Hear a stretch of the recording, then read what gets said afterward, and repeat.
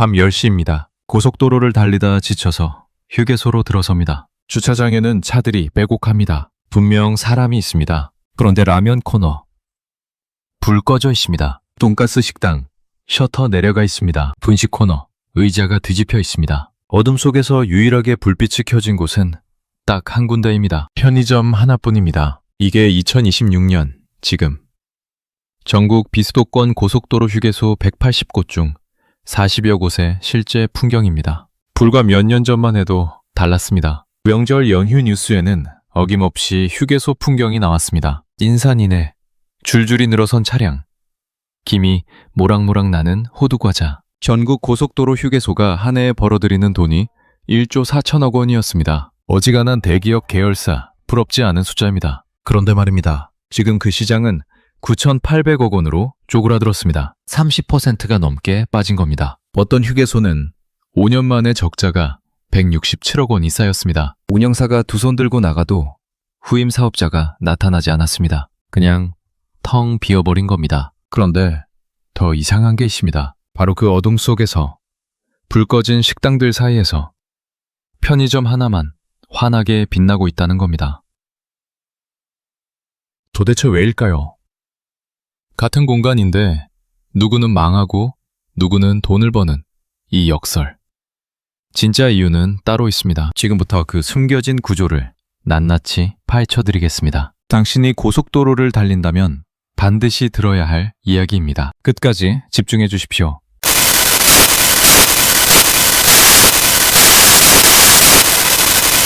여러분의 작은 관심이 더 좋은 콘텐츠를 만드는 큰 힘이 됩니다. 자, 그럼 지금부터 시작하겠습니다. 이 이야기는 내린천 휴게소에서 시작됩니다. 강원도 홍천.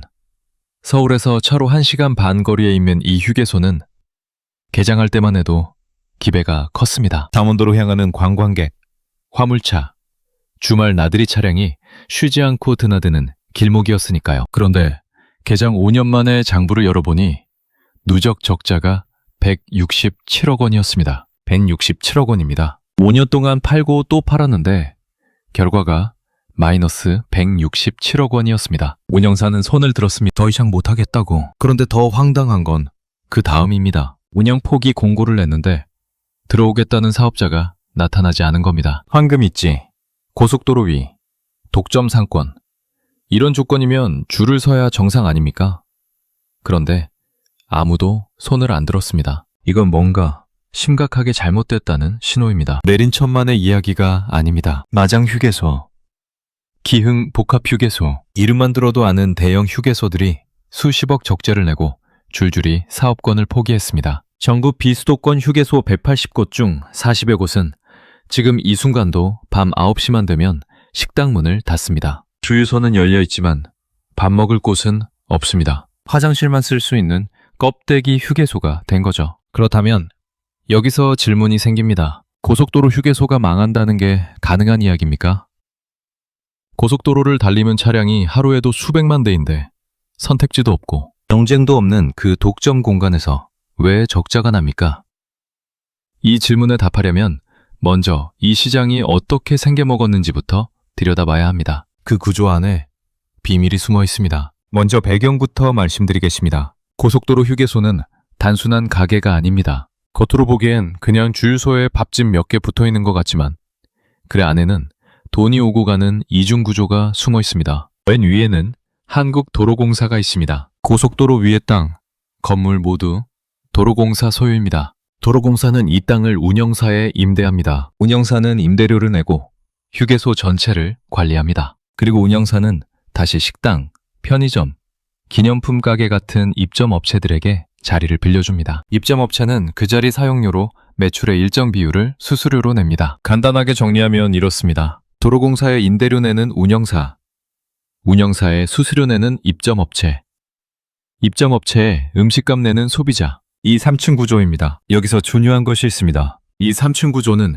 위에서 아래로 압력이 내려옵니다. 위에서 더 내라고 하면 가운데서 아래를 쥐어짜고 아래에서 더 쥐어짜면 품질이 떨어지고 가격은 올라갑니다. 그 최종 피해는 소비자에게 갑니다. 이건 처음부터 그렇게 설계된 구조입니다. 그런데 여러분, 여기서 한 가지 이상한 게 있습니다. 이 구조가 모두에게 똑같이 불리한 건 아닙니다. 같은 3층 구조 안에서도 어떤 업종은 살아남고 어떤 업종은 나가 떨어집니다. 왜 그럴까요?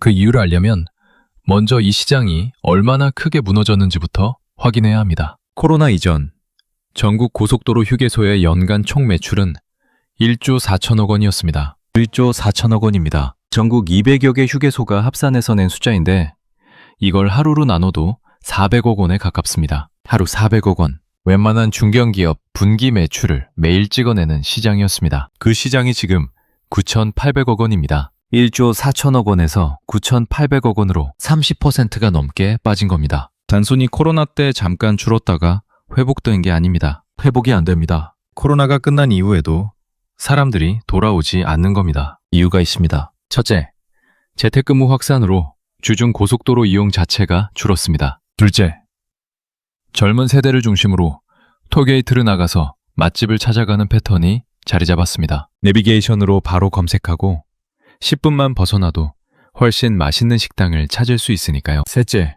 그나마 남아있는 수요조차 야간에는 사라집니다. 비수도권 40여 곳 휴게소가 밤 9시 이후 문을 닫는 이유가 여기 있습니다. 야간 손님이 적어지니 인건비를 감당하지 못하는 겁니다. 숫자로 한번 느껴보십시오. 하루 이용객이 수천 명인 휴게소가 밤에 불을 끕니다. 불은 꺼지는데 주차장에는 찹니다. 차는 들어오는데 팔 게 없습니다. 이 역설이 지금 고속도로 위에서 벌어지고 있습니다. 그런데 이게 끝이 아닙니다. 매출이 줄어든 이유만큼이나, 아니 그보다 더 심각한 구조적 문제가 따로 있습니다. 왜 팔아도 남는 게 없는지 그 살벌한 계산서를 지금부터 펼쳐보겠습니다. 10,000원짜리 음식을 팔았습니다. 얼마나 남을 것 같으십니까? 계산해 보겠습니다. 제일 먼저 빠지는 건 재료비입니다. 신선 식재료, 조미료, 포장 용기까지 합산하면 대략 2,500원에서 3,000원.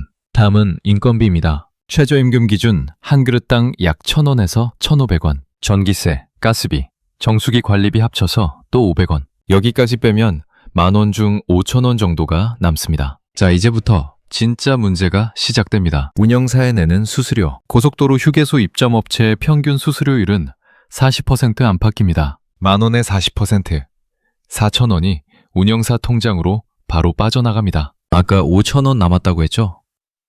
여기서 4,000원이 또 사라집니다.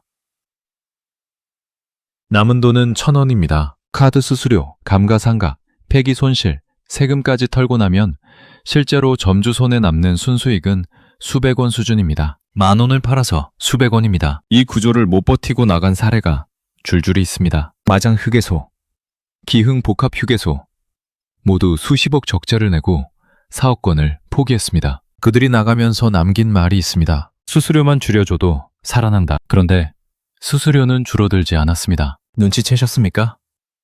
이 수수료 구조가 모든 업종에 똑같이 적용되는 건 아닙니다. 여기에 아주 중요한 차이가 숨어 있습니다. 그 차이가 바로 누구는 살아남고 누구는 나가 떨어지는 이유입니다. 여기서 더 중요한 게 있습니다. 점주 입장에서 선택지가 있습니다. 수수료는 못 줄이고 임대료는 고정이고 인건비는 오르고, 그럼 유일하게 건드릴 수 있는 건 재료비입니다. 신선육 대신 냉동육, 채소는 전처리 완제품, 국물은 육수 대신 분말, 반찬 가지수는 줄고 양은 적게. 이게 바로 여러분이 휴게소에서 먹는 그 돈가스, 그 라면, 그 비빔밥의 정체입니다. 우동 7,000원, 라면 6,500원, 돈가스 15,000원을 내면서도 왜 이렇게 맛이 없지? 라고 느끼셨다면 그건 요리사의 실력 문제가 아닙니다. 구조가 만들어낸 결과입니다. 소비자는 또 다른 압박을 받습니다. 고속도로 위에서는 선택지가 없습니다. 다음 휴게소까지 40km. 뒷좌석 아이는 배고프다고 칭얼댑니다. 화물차 기사는 운행 시간이 빡빡합니다.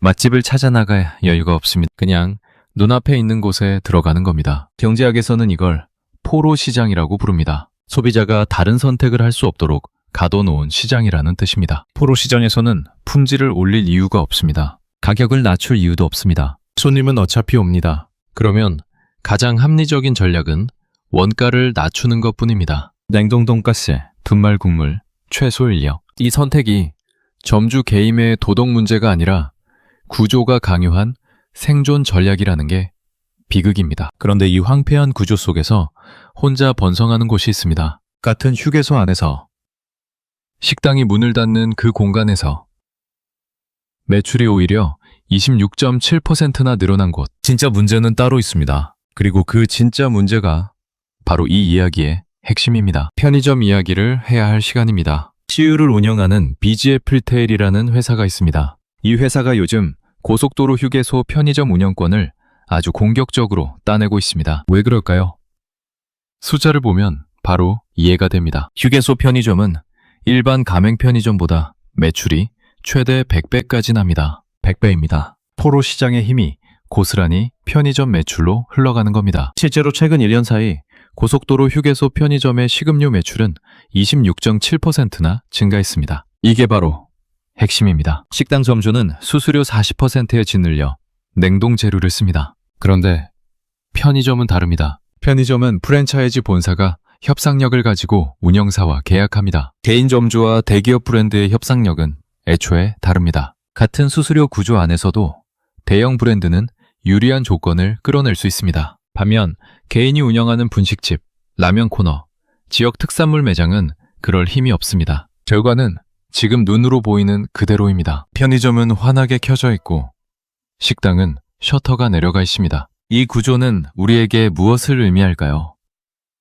고속도로 휴게소에서 지역 특색 있는 음식, 따뜻한 국밥, 갓 튀긴 치킨이 사라지고 어디서나 볼 수 있는 편의점 샌드위치와 삼각김밥만 남게 된다는 뜻입니다. 다양성이 사라지고 획일화가 시작됩니다. 더 무서운 건 지금부터입니다. 구조가 한번 기울면 가속도가 붙습니다. 식당 점주들이 하나둘 나가기 시작합니다. 버티던 라면 코너가 문을 닫고 지역 특산물 코너가 사라집니다. 그 빈자리에 편의점이 들어오거나 아예 공실로 남습니다. 운영사 입장에서도 골치가 아파집니다. 수수료를 꼬박꼬박 내던 입점업체들이 나가버리면 운영사 수입도 줄어듭니다. 그러면 운영사는 남아있는 업체에게 더 높은 수수료를 요구합니다. 남아있는 업체는 더 쥐어짜이고 더 버티지 못하게 됩니다. 전형적인 악순환입니다. 이 악순환의 끝은 어디일까요?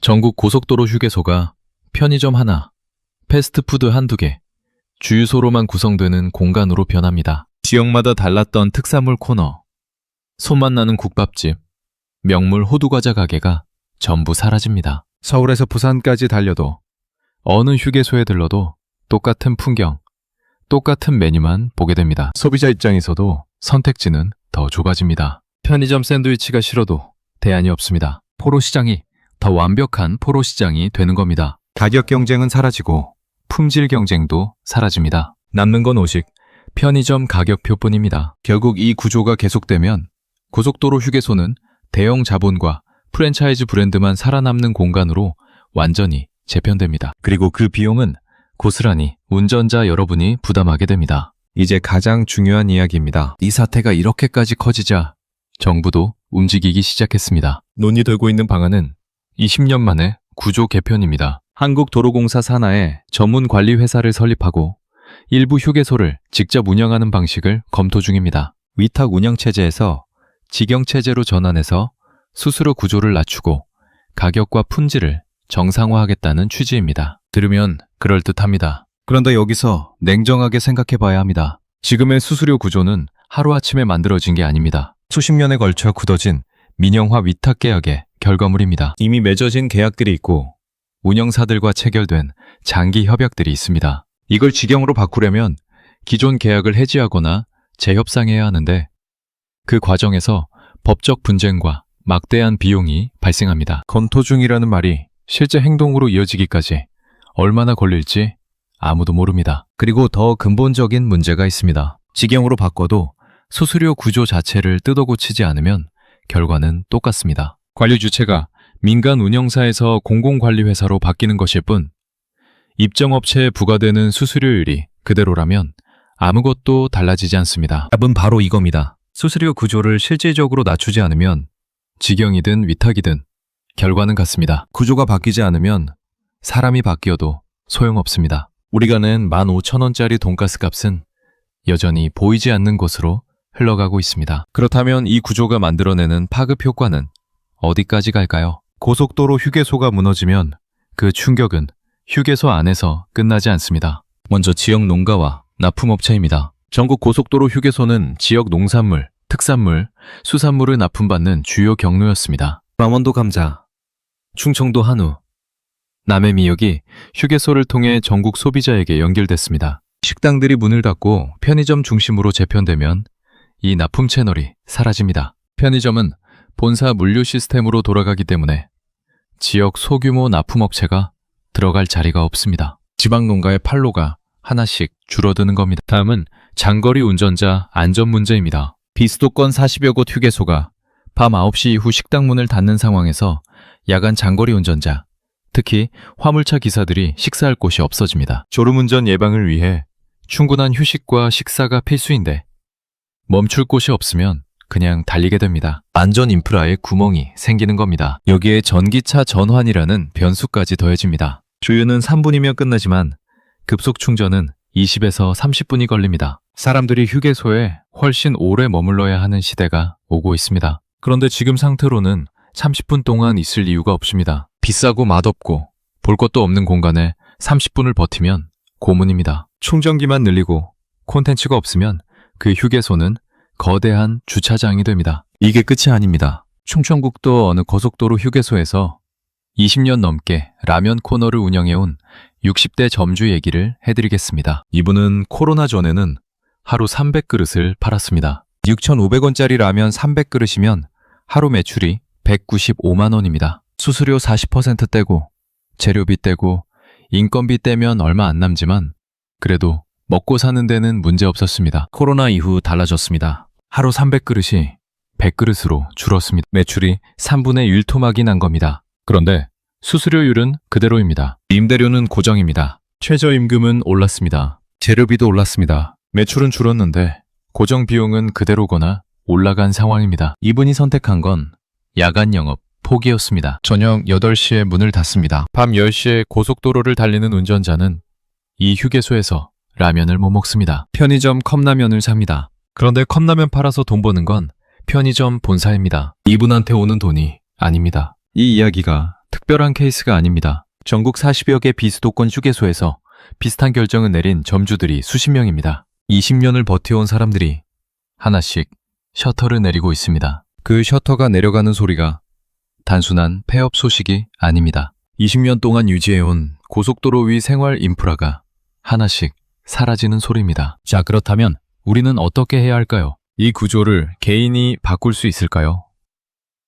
솔직히 말씀드리면 한 사람이 바꾸기는 어렵습니다. 하지만 우리가 할 수 있는 것들이 있습니다. 그리고 그 작은 행동들이 쌓이면 구조에 실질적인 압박이 됩니다. 첫 번째, 편의점 대신 입점 식당을 의식적으로 선택하는 겁니다. 고속도로 휴게소에서 뭔가를 사 먹을 때 편의점 삼각김밥 대신 라면 코너에 앉거나 식당에서 한 끼를 해결하는 선택이 실제로 구조에 영향을 줍니다. 편의점 매출이 높아질수록 운영사와 도로공사는 식당보다 편의점을 선호하게 됩니다. 반대로 식당 매출이 유지되면 그 자리가 유지됩니다. 소비자의 선택이 공간 구성을 결정합니다. 불편하더라도, 줄이 길더라도 식당을 이용하는 선택이 작지만 실질적인 신호가 됩니다. 두 번째, 수수료 공시제를 요구하는 겁니다. 현재 고속도로 휴게소 운영사가 입점업체에 부과하는 수수료율은 공개 의무가 없습니다. 백화점 입점 수수료는 공정거래위원회 공시 대상인데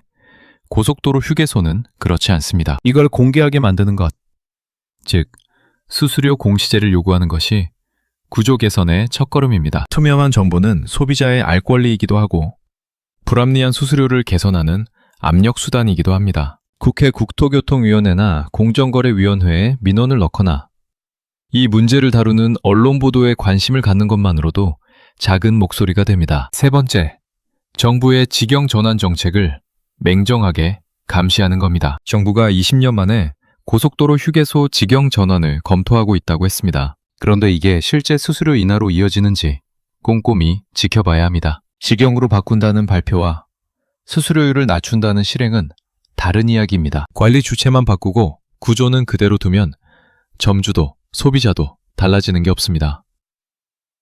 정책 발표가 나올 때마다 수수료율이 구체적으로 얼마나 낮아지는지를 물어야 합니다. 그게 진짜 변화의 척도입니다. 마지막으로 정리하겠습니다. 오늘 이야기를 정리해드리겠습니다. 연 1조 4천억 원이던 고속도로 휴게소 시장은 코로나 이후 9,800억 원으로 30% 이상 쪼그라들었습니다. 내린천 휴게소는 5년 만에 167억 원 적자를 내고 사업권이 공중에 떴습니다. 비수도권 40여 곳은 밤 9시면 불이 꺼집니다. 그 어둠 속에서 유일하게 켜진 불빛은 편의점입니다. 이건 코로나 때문만이 아닙니다. 수십 년 동안 굳어진 수수료 구조가 만들어낸 필연적 결과입니다. 40% 안팎의 수수료를 내고도 살아남을 수 있는 건 대형 브랜드와 프랜차이즈뿐입니다. 개인점주, 지역 특산물 매장, 손맛 나는 식당은 하나씩 사라지고 있습니다. 정부는 직영 전환을 검토 중이라고 합니다. 그런데 구조를 바꾸지 않으면 관리자가 바뀌어도 소용없습니다. 우리가 낸 돈이 어디로 가는지는 달라지지 않습니다. 고속도로 휴게소는 그냥 화장실 쓰다 가는 곳이 아닙니다. 장거리 운전자의 밥상이고 지역 농가의 판로이고 야간 운전자의 안전망입니다. 이 공간이 편의점과 프랜차이즈만 남는 획일화된 공간으로 바뀌는 걸 우리가 그냥 두고 볼 것인지 아니면 소비자로서 작은 선택 하나로 구조에 목소리를 낼 것인지 당신은 어떤 선택을 하시겠습니까? 선택은 지금입니다. 여러분은 어떻게 생각하시나요? 고속도로 휴게소에서 기억에 남는 경험이 있으시다면 아니면 이 구조에 대한 생각이 있으시다면 댓글로 자유롭게 남겨주세요. 구독과 좋아요는 더 나은 콘텐츠를 만드는 데 큰 힘이 됩니다. 알림 설정까지 해두시면 새로운 영상을 가장 먼저 만나보실 수 있습니다. 다음 영상에서 또 만나겠습니다.